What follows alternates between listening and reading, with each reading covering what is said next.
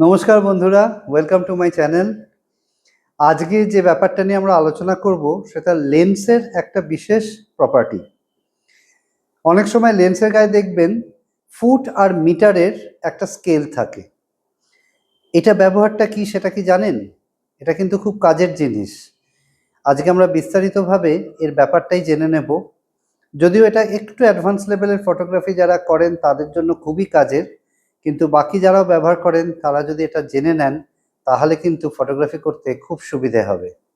চলুন আজকে তাহলে আমরা দেখে নিই এই ফুট মিটারের স্কেলটার কি কাজ এবং সেটা কিভাবে ব্যবহার করতে হয়। এই যে স্কেলটা, এটাকে বলা হয় ডিস্ট্যান্স স্কেল, অর্থাৎ দূরত্ব মাপার একটা স্কেল। এটা দুটো ইউনিটেই হয়। যারা মনে করেন ফুটে ব্যবহার করবেন তারা ফুট স্কেলটাকে ফলো করবেন, আর যাদের মনে হয় যে না আমরা মিটারের সিস্টেমে যাব তাহলে তারা মিটার দিয়েও এটা করতে পারেন। সেজন্য দুটো ইউনিটই এখানে ব্যবহার করার সুযোগ থাকে। আসলে এটা লাগে বিশেষত যারা নাইট ফটোগ্রাফি করেন, অ্যাস্ট্রো ফটোগ্রাফি করেন, গ্যালাক্সি শ্যুট করেন তাদের জন্য লাগে। কিছু সময় কিছু স্পেসিফিক ইভেন্টের ছবি করবার সময় লাগে, আর বাকি কিছু সময় অনেকে ব্যবহার করেন, কিন্তু সেটা অপশনাল। কিন্তু আপনার নাইট ফটোগ্রাফি, অ্যাস্ট্রো ফটোগ্রাফি বা আপনি যখন এরকম ধরনের লো লাইটে কিছু ছবি করছেন সেখানে এটা ভীষণ কাজের। আসলে অটোফোকাস সিস্টেমে ক্যামেরা যখন হাফ শাটার প্রেস করে বা আপনি স্ক্রিনে টাচ করে ফোকাস করতে যাচ্ছেন, তখন ক্যামেরা যে অবজেক্টকে ফোকাস করতে হবে তার থেকে লাইট রিড করে ফোকাসটা করে। কিন্তু নাইট ফটোগ্রাফিতে বা অ্যাস্ট্রো ফটোগ্রাফিতে বা গ্যালাক্সি শ্যুটের সময় সেই সুযোগটা থাকে না, অর্থাৎ আপনি যেটা ছবি তুলছেন সেখান থেকে লাইট ক্যাপচার করে ফোকাস করার ক্ষমতা ক্যামেরার থাকে না। তখন ফোকাস করার জন্য আমরা ম্যানুয়াল ফোকাসিং সিস্টেমে চলে যাই এবং সেই সময় এটা ব্যবহার করতে লাগে। আর তাছাড়া সব থেকে বেশি এটার ব্যবহার হয় হচ্ছে ল্যান্ডস্কেপ ফটোগ্রাফিতে, যেখানে হাইপার ফোকাল ডিস্টেন্স মেনটেন করে আপনার ছবিটা করতে হয়। তাহলে এই এতগুলো জিনিস এবার একটু স্টেপ বাই স্টেপ আপনাদেরকে বুঝিয়ে দিই। প্রথমে বলি, ম্যানুয়াল ফোকাসে আপনার এটাতে কাজ করতে হবে সেই সময় যখন আপনি ফোকাস রিং ঘুরিয়ে ফোকাস করছেন, সেখানে ফোকাসটা আপনি কতটা জায়গায় ফেলবেন, মানে কতটা ডিস্টেন্সে দূরত্বে এটা ফেলবেন, সেটা আপনি এই রিংটা ঘুরিয়ে মিটার বা ফুটে অ্যাডজাস্ট করে আপনি এটা করতে পারেন। ধরুন আপনি গ্যালাক্সি শ্যুট করছেন বা নাইট স্কাইয়ের ছবি তুলছেন, সেই সময় আপনার ফোকাস করতে হবে ইনফিনিটিতে। যেই আপনি অটো ফোকাসে হাফ শাটার প্রেস করবেন, দেখবেন আপনার ক্যামেরার লেন্স ফোকাস হন্ট করছে, বারবার এগোচ্ছে পেছোচ্ছে, শো শো করছে এবং সে ফোকাস খুঁজে পাচ্ছে না, কারণ আকাশে সে ফোকাস করতে পারছে না। সেই সময় আপনি এই লেন্স ব্যারেলে ইনফিনিটি, মানে যেখানে আপনি দেখবেন একটা লুপের মতন সিম্বল আছে, সেই সিম্বলটা হচ্ছে ইনফিনিটি সিম্বল। সেইটা ফিক্স করে নিয়ে আপনি যখন ফোকাস করবেন তখন পেছনের স্ক্রিনে কোনো একটা তারা বা কোনো একটা ডিস্ট্যান্ট অবজেক্টকে একটু ফোকাসিংটাকে অ্যাডজাস্ট করে নিলে যেখানে একদম শার্প ফোকাস হচ্ছে সেই পয়েন্টটাতে আপনি এটাকে ফিক্স করে দিয়ে আপনি ছবি তুললে তখন কিন্তু পুরো স্কাইয়ের জায়গাটা ফোকাসে এসে যায় এবং আপনি নিশ্চিন্তে ছবি তুলতে পারেন। এটা মোস্ট অফ দ্য টাইম যারা অ্যাস্ট্রো ফটোগ্রাফি করেন তাদের খুব কাজে লাগে এবং তারা এভাবেই ফোকাস সেট করে পুরো ছবিগুলো করতে থাকেন। কিন্তু এর প্রধান ব্যবহারটা হয় হচ্ছে যখন আপনি ল্যান্ডস্কেপ ফটোগ্রাফি করেন।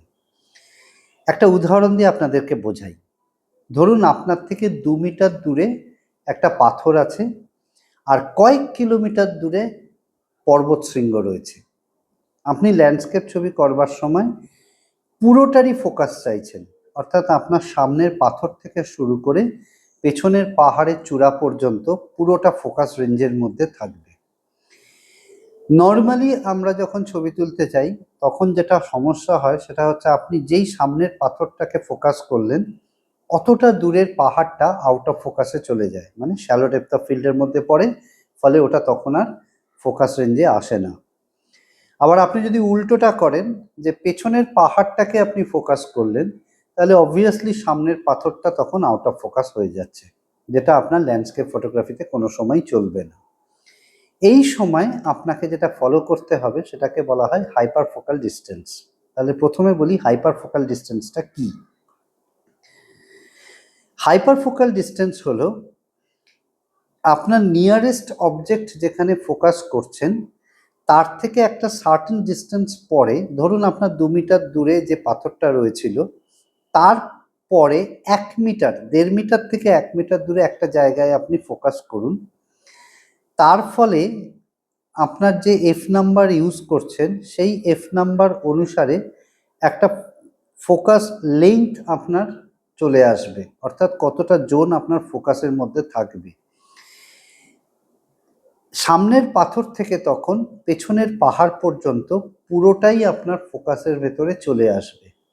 এবং এটার জন্য আমাদেরকে একটা চার্ট ফলো করতে হয় যে কত মিলিমিটার ফোকাল লেংথে কত এফ নাম্বারে এই এরিয়াটা কতটা হবে, যেটার ভেতরে আপনি ইজি সব কিছু অবজেক্টকে ফোকাস রেখে কাজ করতে পারবেন। এই স্কেলটার কাজ হচ্ছে এই যে আপনি পাথরের 2 মিটার দূরে যে পাথরটা রয়েছে তারও পরে প্রায় 1.5 মিটার থেকে 2 মিটার দূরে একটা জায়গায় ফোকাস করবেন। সে সময় রিংটা ঘুরিয়ে, তার মানে আপনার 2 মিটার প্লাস আরো 2 মিটার যদি আমি ধরে নিই 4 মিটার দূরে আপনাকে একটা পয়েন্টে ওটাকে ফিক্স করতে হবে। যখন আপনি ওই 4 মিটারটা ওই রিংয়ে ঠিক করে দিলেন তখন ক্যামেরা আপনার 4 মিটার দূরের ওই জায়গাটাকে মিডল পয়েন্ট ধরে নিয়ে তার 2 মিটার আগে সামনের জায়গা থেকে পেছনের পাহাড় পর্যন্ত, কয়েক কিলোমিটার দূরের পাহাড় পর্যন্ত একটা ফোকাস জোনের মধ্যে পুরোটাকে এনে দেবে, যেটা আপনার ল্যান্ডস্কেপ ফটোগ্রাফিতে পুরোটাই শার্প ফোকাস এরিয়ার ভেতরে চলে আসাতে ছবিটা দাঁড়িয়ে যাবে। এবার আমরা চার্টে দেখি যে এই ক্যালকুলেশনটা কিভাবে করা হয়। এখানে ল্যান্ডস্কেপের একটা চিটশিট দেখানো হচ্ছে, যা প্রথমে রয়েছে ফোকাল লেন্থ, তারপরে অ্যাপারচার, হাইপার ফোকাল ডিস্টেন্স আর লাস্টে রয়েছে এরিয়া অফ শার্পনেস। মূলত এখানে 3 ধরনের ফোকাল লেন্থ নিয়ে আলোচনা করা হয়েছে, 16 মিলিমিটার, 24 মিলিমিটার আর 35 মিলিমিটার। আর প্রত্যেকটা ফোকাল লেন্থেরই 3টে টাইপের অ্যাপারচার সেট রাখা হয়েছে, f8, f11, f16। সেটা যেমন 16তেও আছে, 24এও আছে আর 35এও আছে। তাহলে দেখুন, আপনি যখন 16 মিলিমিটার লেন্স ইউজ করে f8 অ্যাপারচার ব্যবহার করছেন তখন হাইপার ফোকাল ডিস্টেন্স হচ্ছে 1 মিটার 100 সেন্টিমিটার। 1.1 মিলিমিটার মানে হচ্ছে 1 মিটার 100 সেন্টিমিটার। অর্থাৎ আপনার ক্যামেরা এই ডিস্টেন্সে ফোকাস রিংটাকে যদি আপনি ফিক্স করে রাখেন তাহলে সে একটা শার্পনেস এরিয়া মেনটেন করবে, সেটা হচ্ছে 550 সেন্টিমিটার থেকে ইনফিনিটি পর্যন্ত, যেটা এরিয়া অফ শার্পনেসের মধ্যে দেখানো হচ্ছে। তাহলে পরপর আপনি বুঝতেই পারছেন যে 16 মিলিমিটার লেন্সে f11 এ হাইপার ফোকাল ডিস্টেন্স কতটা হবে এবং এরিয়া অফ শার্পনেস কতটা হবে। এরকম ভাবে নিজেরাই চার্টটা দেখলে পুরোটা বুঝে যাবেন যে কোন ফোকাল লেন্থে কোন অ্যাপারচারে কোন হাইপার ফোকাল ডিস্টেন্স হবে এবং তার জন্য এরিয়া অফ শার্পনেস কতটা থাকবে। এখানে একটা জিনিস খেয়াল করে দেখুন, আপনার ফোকাল লেন্থ যত বাড়ছে হাইপার ফোকাল ডিস্টেন্স কিন্তু সেই অনুসারে ভ্যারি করছে। আপনার যখন 16 মিলিমিটার লেন্স ছিল তখন হাইপার ফোকাল ডিস্টেন্স 3টে অ্যাপারচারে 1.1 মিটার থেকে 0.6 মিটারের মধ্যে ছিল, কিন্তু যেই আপনি 24 মিলিমিটারে চলে যাচ্ছেন তখন কিন্তু হাইপার ফোকাল ডিস্টেন্সটা বেড়ে যাচ্ছে, 2.4 মিটার থেকে আবার নেমে আসছে 1.2 মিটারে। সিমিলারলি 35 মিলিমিটারেও কিন্তু আরেকটু বেড়ে যাচ্ছে 5.1 থেকে 2.6 এর মধ্যে। ঠিক একইভাবে আবার যদি আপনি অ্যাপারচার ভ্যালুর সাথে দেখেন তাহলে দেখুন আপনি এফ নাম্বার যত বাড়াচ্ছেন হাইপার ফোকাল ডিস্টেন্স কিন্তু তত কমে যাচ্ছে। 16 মিলিমিটারের f8 যেখানে 1 মিটার 100 সেন্টিমিটার দূরত্বে হাইপার ফোকাল ডিস্টেন্স ছিল, সেখানে ওই সেম ফোকাল লেন্থেই f11 ওটা 800 সেন্টিমিটারে নামছে, f16 ওটা 600 সেন্টিমিটারে নামছে। সিমিলারলি আপনি প্রত্যেকটা ফোকাল লেন্থেই দেখুন একইভাবে কিন্তু জিনিসটা চেঞ্জ হচ্ছে। তার সাথে এবার যদি আপনি শার্পনেস এরিয়াটা দেখেন সেখানেও দেখবেন যত আপনি নিচের দিকে নামছেন, মানে f8, f11, f16, তার সাথে হাইপার ফোকাল ডিস্টেন্স যেরকম ভ্যারি করছে আপনার এরিয়া অফ শার্পনেসের রেঞ্জ কিন্তু বেড়ে যাচ্ছে। যেমন দেখুন F8-এ 1 মিটার 100 সেন্টিমিটার হাইপার ফোকাল ডিস্টেন্সে যেখানে 550 সেন্টিমিটার থেকে ইনফিনিটিতে শার্পনেস ছিল, সেখানে F11-এ যখন হাইপার ফোকাল ডিস্টেন্স 800 সেন্টিমিটারে নেমে যাচ্ছে, তখন কিন্তু এরিয়া অফ শার্পনেস 400 সেন্টিমিটার থেকে পুরো ইনফিনিটি পর্যন্ত চলে যাচ্ছে। আবার তারপরেরটাতে 300 সেন্টিমিটার থেকে ইনফিনিটিতে চলে যাচ্ছে। তার মানে যারা ল্যান্ডস্কেপ ফটোগ্রাফি করছেন তারা যদি এই জিনিসটাকে মাথায় রেখে সেট করেন ওই লেন্স ব্যারেলের রিংটাকে, তাহলে যে যে হাইপার ফোকাল ডিস্টেন্সে মাপটা দেখাচ্ছে ঠিক সেইখানে যদি আপনি কাঁটাটাকে মেলান, তাহলে আপনি কিন্তু এরিয়া অফ শার্পনেসটা ইজি বুঝতে পারবেন এবং সেইভাবে আপনি ছবিটা করলে পুরো শার্প ছবিটা তৈরি হবে। এইটাই হচ্ছে এই ডিস্টেন্স স্কেলের সব থেকে বড় ইউজ, যে আপনি কতটা ডিস্টেন্স ফোকাস জোনের ভেতরে রাখতে পারবেন সেটা সম্পূর্ণ আপনি ক্যালকুলেট করে নিজে ফিক্স করে আপনি ছবি করতে পারবেন। এবার দেখুন ল্যান্ডস্কেপ ফটোগ্রাফিতে আপনার যখন আপনি কাজ করছেন তখন আপনার কাছে সময়টা রয়েছে, কিন্তু যখন মূলত ইভেন্ট ফটোগ্রাফি করছেন তখন কিন্তু অনেক সময় সময়টা পাওয়া যায় না। তখন আপনি কি করবেন? আবার একটা উদাহরণ দিয়ে বোঝাই। ধরুন আপনি একটা স্টেজ পারফরমেন্সের ছবি তুলছেন। আপনি যেখানে দাঁড়িয়ে ছবি তুলছেন সেখান থেকে আপনার স্টেজের দূরত্ব 5 মিটার। এবার স্টেজে যিনি বক্তৃতা রাখছেন, কি গান করছেন, কি আবৃত্তি করছেন, অর্থাৎ যিনি ওখানে পারফর্ম করছেন, তার পেছনের স্ক্রিনে কিছু ভিজুয়ালস আসছে, যেটা আপনার ক্যামেরাতে কিন্তু সাফ ফোকাস এরিয়ার ভেতরে থাকা দরকার। এই সব সময় আপনি যদি বারবার অটো ফোকাস সিলেক্ট করে কাজ করতে চান, অনেক সময় এরকম হতে পারে যে কোনো একটা স্পেসিফিক টাইমে আপনার পেছনের ভিজুয়ালটা হয়তো আউট অফ ফোকাস হয়ে যাচ্ছে। তো সেই রিস্কটা না নেওয়ার জন্য অনেকে এইসব জায়গায় ম্যানুয়াল ফোকাসে কাজ করেন এবং এই ডিস্টেন্স স্কেলটাকে ইউজ করেন। কিভাবে? আপনি জানেন যে 5 মিটার দূরে আপনি দাঁড়িয়ে আছেন, আপনি ডিস্টেন্স স্কেলটাকে 5 মিটার ফিক্স করে দিন। কি আপনি যদি ফুটে কাজ করেন তাহলে যে ফুটে রয়েছে সেরকম ডিস্টেন্সে আপনি ওটাকে ফিক্স করে দিন। এইবার আপনি দেখে নিন যে আপনি ওই সময় ওইখানে যে লেন্সের ফোকাল লেন্থ ইউজ করছেন, ধরুন আপনি 18 মিলিমিটার লেন্স ইউজ করছেন, তাহলে ওইখানকার লাইটে F8-এ কাজ করছেন। তখন আপনাকে দেখে নিতে হবে যে এই 18 মিলিমিটার লেন্সের F8 নাম্বারে হাইপার ফোকাল ডিস্টেন্স কোথায় থাকছে, সেইখানে আপনি ফোকাসের রিংটাকে ফিক্স করুন। করে এবার আপনি যখন শ্যুট করছেন তখন সামনের লোকটা থেকে শুরু করে স্টেজের পেছনের ভিজুয়াল পর্যন্ত পুরোটাই ফোকাস এরিয়ার ভেতরে এসে যাচ্ছে এবং আপনি ছবিটা সাফ ফোকাসে পুরোটাই শ্যুট করতে পারছেন, বা আপনি পুরোটাই ফোকাস জোনের মধ্যে রেখে ছবিটাকে তৈরি করতে পারছেন। আবার ধরুন আপনি কোনো একটা স্ট্রিটে গেছেন যেখানে আপনি একটা ফিক্স জায়গায় দাঁড়িয়ে পরপর ছবি করবেন। এবার সামনে যে পারফরমেন্সটা হচ্ছে সেটা ধরুন আপনার থেকে 3 মিটার দূরে আছে, আবার তার পেছনে একটা সুন্দর দৃশ্য আছে যেটাকেও আপনি ওইখানে অ্যাটমসফিয়ার বা এনভায়রনমেন্টটাকে রাখবার জন্য সাফ ফোকাস এরিয়ার ভেতরে রাখতে চাইছেন।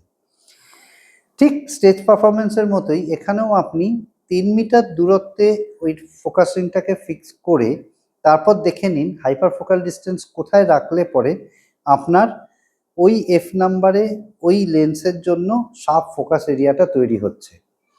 এটার প্রত্যেকটারই একটা মেজারমেন্ট স্কেল থাকে এবং এই মেজারমেন্ট স্কেল অনুসারে আপনি যদি কাজ করেন তাহলে কোনো সময় আউট অফ ফোকাস ছবি হওয়ার সম্ভাবনা থাকে না। কিন্তু মনে রাখবেন এগুলো কিন্তু আপনাকে অনুষ্ঠান শুরুর আগে নিজেকে ক্যালকুলেট করে দেখে নিয়ে ফিক্স করে তবে ফাইনাল রেকর্ডিং শুরু করতে হবে। সেটা স্টিল ফটোগ্রাফি হোক বা ভিডিও ক্লিপই হোক, আপনি কিন্তু ওই চেঞ্জটা আর এর মধ্যে করতে পারবেন না, অর্থাৎ অনুষ্ঠান শুরু হয়ে যাওয়ার পরে আর এটাকে নিয়ে এক্সপেরিমেন্ট করা বা চেঞ্জ করা ব্যাপারটা করতে পারবেন না। এটা আগে থেকেই ফিক্স করে ম্যানুয়াল ফোকাস করে ডিস্টেন্স মেপে নিয়ে আপনাকে রেডি হয়ে থাকতে হবে, যখন প্রোগ্রামটা চলবে তখন যাতে আপনি পরপর শ্যুটটা করে যেতে পারেন। এখন অনেক সময় এরকম হয় যে এত চার্ট তো ফলো করা সম্ভব নয়, এটা আগেকার দিনে যারা কাজ করতেন তাদের কাছে এরকম বিভিন্ন রকম চিটশিট থাকতো এবং তারা দেখে দেখে করতেন, কিন্তু এখন আমরা যখন স্মার্টফোন ব্যবহার করি তখন আমাদের কাছে কতগুলো অ্যাপ চলে এসছে যেগুলো দিয়ে আপনি এইটা ব্যবহার করতে পারেন এবং দেখে নিতে পারেন। এই অ্যাপগুলোর মধ্যে সবথেকে বেশি যে অ্যাপটা ইউজ হয় সেটা হচ্ছে ফটোপিলস। এই ফটোপিলস অ্যাপটা ম্যাক্সিমাম ল্যান্ডস্কেপ ফটোগ্রাফাররা ব্যবহার করেন এবং তারা এটাকে গোল্ড স্ট্যান্ডার্ড বলে মনে করেন। এক্ষেত্রে এই অ্যাপের মধ্যে গেলেই দেখতে পাবেন আপনার ক্যামেরার মডেলটা সেট করা যায়, তার আপনি কত ফোকাল লেন্থ ইউজ করছেন এবং কত লাইটের জন্য আপনি কত এফ নাম্বার ইউজ করছেন সেটা সেট করা যায়, এবং সঙ্গে সঙ্গে সে আপনাকে হাইপার ফোকাল ডিস্টেন্সটা ক্যালকুলেট করে বলে দেবে, আর আপনার ফোকাসিংটা কোথায় ফিক্ট করতে হবে অর্থাৎ ডিস্টেন্স স্কেলটা কোথায় রাখতে হবে সেটাও ওরা ইন্ডিকেশন দিয়ে দেয়, মানে একটা গাইডলাইন্স দিয়ে দেয়। সেজন্য এটা খুব অ্যাকিউরেট একটা হাইপার ফোকাল ডিস্টেন্স পাওয়া যায়, ডেপথ অফ ফিল্ড পাওয়া যায়, ফিল্ড অফ ভিউটাকে পাওয়া যায়, আর তার সাথে আপনার যে কোনো অ্যান্ড্রয়েড ফোনে এটাকে ইনস্টল করা যায়। এটা যদিও পেইড ভার্সন হয় কিন্তু খুব বেশি কস্টলি নয়, বা যারা এই ধরনের ফটোগ্রাফি করেন তারা যদি এটাকে ইয়ারলি বা 3 বছরের সাবস্ক্রিপশন নিয়ে নেন তাহলে এটা খুবই কম পড়ে, এবং এটা কিন্তু আপনার কাজের জন্য ভীষণভাবে ইউজ করা যায়। মানে আপনি যে কোনো সময় আপনি হাইপার ফোকাল ডিস্টেন্স আর ডেপথ অফ ফিল্ড প্রিভিউ করা বা আপনার কোন ক্যালকুলেশনে কোথায় রাখতে হবে সেটাকে জেনে নেওয়ার জন্য এই অ্যাপটা ব্যবহার করতে পারেন। পরে একটা হচ্ছে ডিওএফ ক্যালকুলেটর অর্থাৎ ডেপথ অফ ফিল্ড ক্যালকুলেটর। এটা একটু সিম্পল এবং এটা ফোকাস অফ মানে ডেপথ অফ ফিল্ডটাকে ফোকাস করা বা হাইপার ফোকাল ক্যালকুলেশন করার ব্যাপারে কাজ হয়। বহু ক্যামেরাতেই মানে এটা যা ক্যামেরা মডেল ওখানে আছে সেগুলো সবই প্রায় আমাদের এখনকার ক্যামেরার মডেল, সেগুলো সবই ওখানে দেওয়া আছে। এর সাথে আপনি সেন্সর সাইজটাকেও সিলেক্ট করতে পারেন, মানে কে ক্রপ সেন্সর ইউজ করছেন, কে ফুল ফরম্যাট ইউজ করছেন সেটা করতে পারেন। এটা খুব ইজি টু ইউজ। আর লাইট ওয়েট মানে এখানে হচ্ছে যে মানে এই অ্যাপটা খুব কম জায়গা নেয়, ইজি টু ইনস্টল, আর খুব কম র্যাম ইউজ হয় যার জন্য আপনার খুব বেশি জায়গা খাবে না, আর এটা লো ইন্টারনেট সাপোর্টেও কিন্তু কাজ করে যায়। ফটোপিলস কিন্তু একটু বাল্কি সফটওয়্যার মানে বাল্কি অ্যাপ, সেটা কিন্তু ডিওএফ এর থেকে একটু বেশি জায়গা নেয়, আর একটু উইক যদি আপনার সেখানে নেটওয়ার্ক কানেকশন থাকে সেখানে এত বাল্কি অ্যাপ কিন্তু অনেক সময় আটকে যায় বা ঠিকভাবে কাজ করে না, সেই তুলনায় ডিওএফ কিন্তু অনেকটা কম মানে ইজি টু ইউজ, কিন্তু ডিওএফ এর ফিচার কম, ফটোপিলসের ফিচার বা অ্যাকিউরেসি লেভেল কিন্তু অনেক বেশি। আর একটা আছে প্ল্যানেট প্রো, অনেক রকম অ্যাপই আছে, আমি এখানে মূলত 3টে যেটা সব থেকে বেশি ব্যবহার হয় সেগুলোই বললাম। এটাও ল্যান্ডস্কেপ ফটোগ্রাফির জন্য খুব ভালো প্ল্যানেট প্রো এই অ্যাপটা।